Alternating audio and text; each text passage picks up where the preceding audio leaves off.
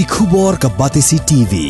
lawan ra ashapi dak Orange Nissan looms hop ho near Fire Brigade Shillong ringkat bat ka M Crown Hotel Kandailat Shillong ka 3 Olives Restaurant bala play nakbantaban Shakriya P hapo ka jingada jong ka bio bubble antivirus coating ringkat ka Cosmic Kingdom ka jakai le kai bapaw ha Shillong bala yada na ka bio bubble antivirus coating bala le da ka Meva Enterprise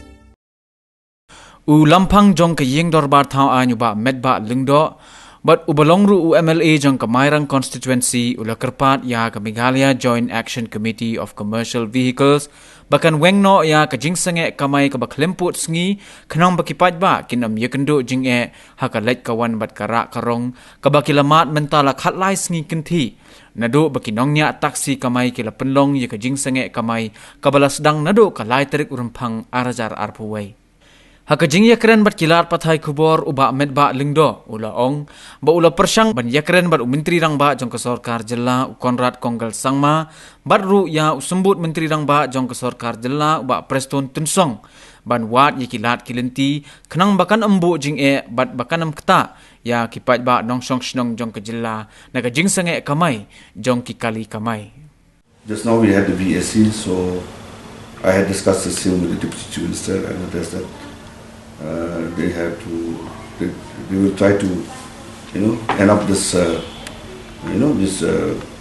agitations which was called by the taxi associations and other organizations with regards to the fuel price. So they have given some sort of assurance. I could see that maybe at the latest by tomorrow, I think things will work out. I have called for this, strike.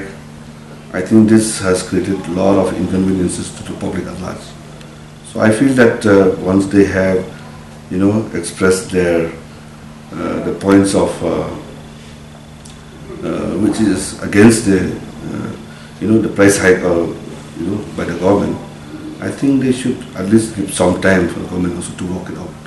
understanding the